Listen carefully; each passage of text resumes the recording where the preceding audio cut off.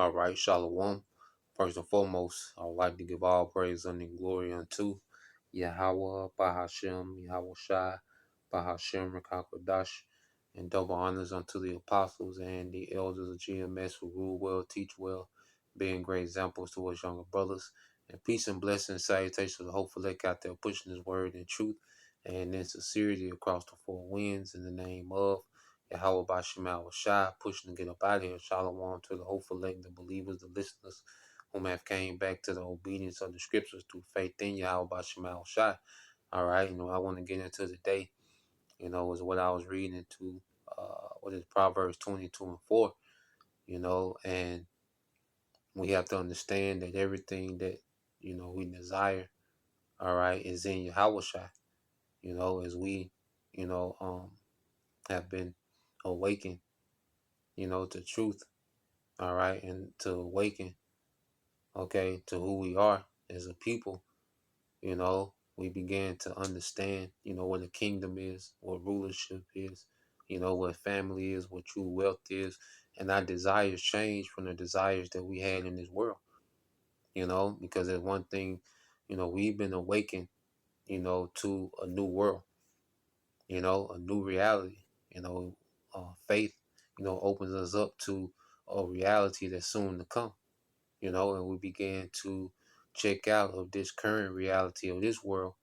okay, and we begin to lean into and have an expectation for the reality that Yahweh Shai is getting ready to bring, and within that reality, all our desires will be granted in righteousness, man, you know, because on this side, everything is temporal, everything is corrupted, everything is defiled, everything is tainted, nothing is as it should be, okay? So as we learn these things, as we grow and we mature in the faith, our desires, begin to change, you see? And we was taught, in this society to chase this and chase that and try to obtain this and try to get here. And, you got to have this, you got to drive this, you got to live like this, you got to, you know, so many stipulations to, false, all right, prosperity, false wealth, okay? Everything is based on falsehood in this society, okay? But in the kingdom, the desires, all right, that we have now, okay, in the kingdom, they're going to be satisfied, forever, you know? Yahweh Shai really finna put us on, okay? And it's going to be in righteousness. When you read Proverbs 22 and 4, it said, by humility and fear of the Lord are riches, honor, and life. Okay, so not just riches and honor, but life. See, we're understanding life now. You see, we didn't understand life in this world. Okay, we thought life was about constantly pleasing your flesh. You wanted wealth, for the sake of clout to stunt. Okay, but as we now understand, as we are being groomed to be rulers, we understand like wealth is for, providing for your family, forwarding your nation, forwarding a righteous legacy, bringing balance to the earth. Okay, we understand our outlook on wealth is different. And then we understand wealth ain't no FRN notes. Okay, true wealth begins with a strong relationship with Yahweh Bashem Al Shai. Okay, having a solid, being in good standings with the Heavenly Father, that's the beginning of wealth. Okay, that's why it says by humility and fear of the Lord. Okay, because if we're in good standings with our power, we don't have to worry about wealth. We don't have to worry about substance. It's just going to be there. It's just going to be. It's just going to continue to multiply as we multiply and grow. The scriptures say, a little one shall become 1,000, a small one a strong nation. Well, our wealth, okay, is going to always outpace our needs. All right. So we're going to always be in a state of abundance. Okay. And it's going to be true wealth, lands, resources, livestock, precious metals, gems, and things that we don't even know is wealth, man. We got so much, to look forward to. But it begins with the fear of Yahweh Bashim Al Shah and humility, man. The Lord, this grace period was about humbling. A major part of this grace period was about humbling us down, man. All right, because we came from a very proud, egotistic, okay, narcissistic society, man. Okay, a culture of hyper individualism. You know, everybody has an overinflated, ego, okay, and outlook of themselves, man. Okay, but this grace period, is teaching us humility, man. We constantly have to self-examine and making sure that we're being humble, and the Lord takes us through things to humble us down. All right, because we're going to be firm, austere, judges. All right, and it's going to be in humility. It's not going to be, over the top. Okay, it's not going to be like Esau. Okay, with all this pride and arrogance. Okay, we're going to be confident in our power. We're going to be confident in righteousness, man. All right, but there's going to be a layer of humility, that's going to blanket. Okay, who we are in the kingdom as rulers, man. Okay, but through fear and humility are honor, riches, and life, man. We're going to really get to live. Okay, we're going to really live, man. This ain't the situation that we're in. We're not living, man. Okay, well, we haven't started. We're not going to start living until the kingdom. Okay, that's why right now it's about laboring and serving in the kingdom. We're gonna really live. Okay, them trying to do as thou wilt right now. This ain't living. Okay, this ain't it, man. And that's one of the, that's the bitterness of the truth to understand that this ain't living. Okay, we're slaves, man. Okay, and our joy is understanding what's to come. You see, and that's what we start to pour into. Okay, so let's go from there. All right, let's get this in the book of Sirach 10. Okay, and I started at 19. It says, "They that fear the Lord are a sure seed." Okay, and they that love him an honorable plant. You know? So they that fear the Lord are a sure seed, man, because each brother, you know, um, that make it, in the kingdom, the first fruits, even the men that's in the 1/3, they're gonna be the progenitors, okay, of the houses of Israel. Okay, each brother is going to be a house. Going back to a little one shall become 1,000, a small one, a nation. Each brother, because the dynasty of David, okay, which in the spirit it represents, okay, those are first fruits, the elect. Okay, so there's going to be a dynasty, but each brother is going to be a dynasty within themselves, man.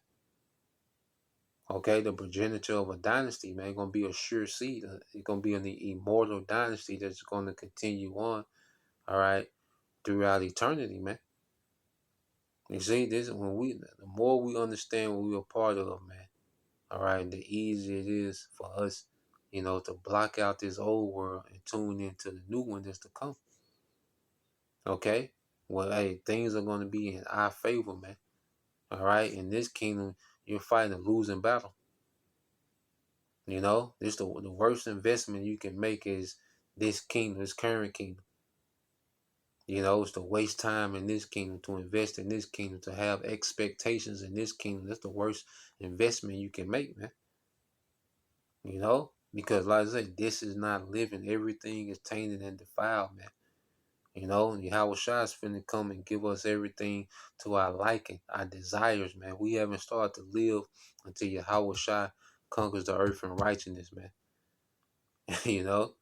So it said, "They that fear the Lord are a sure seed, and they that love him an honorable plant."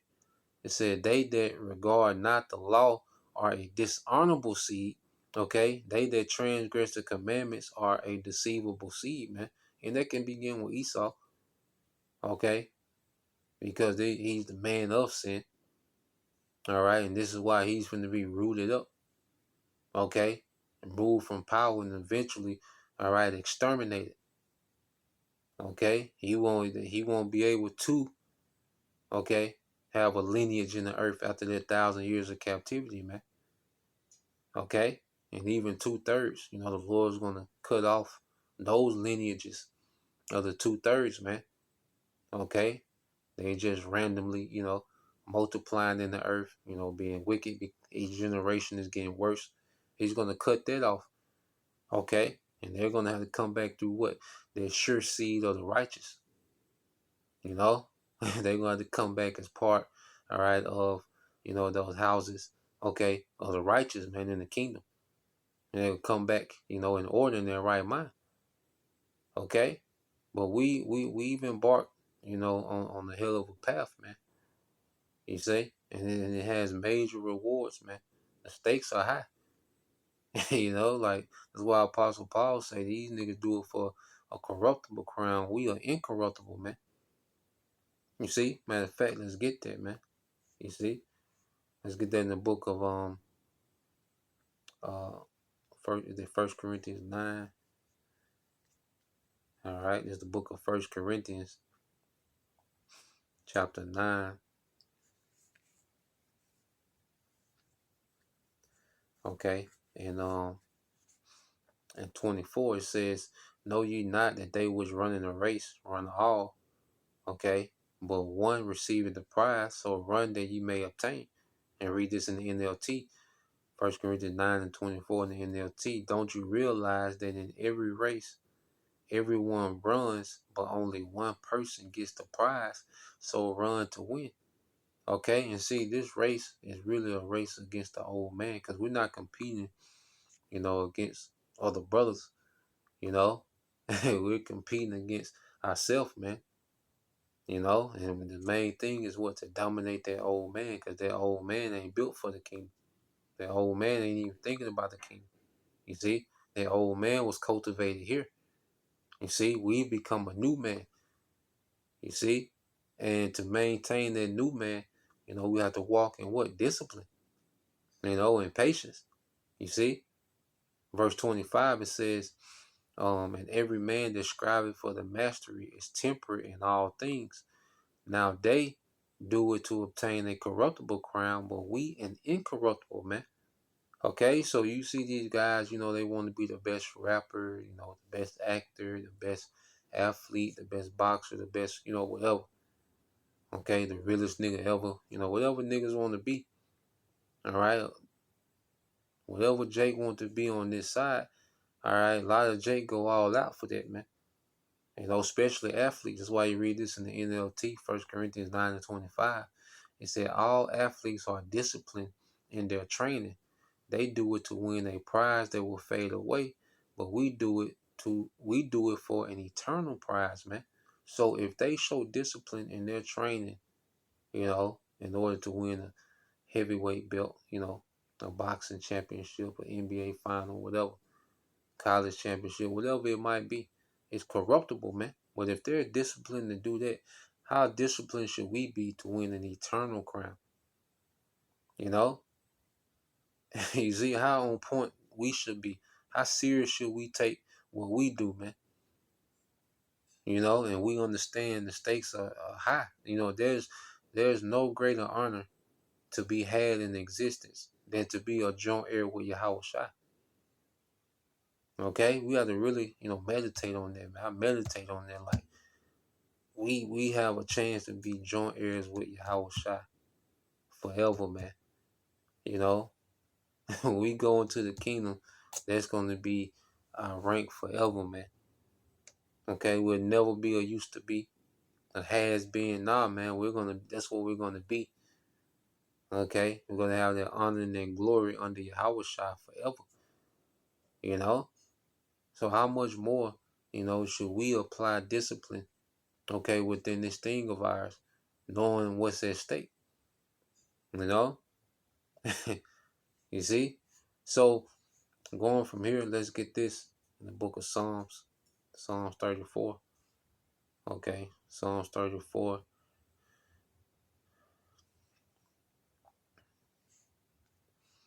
All right, this is the book of Psalms, chapter 34. All right, and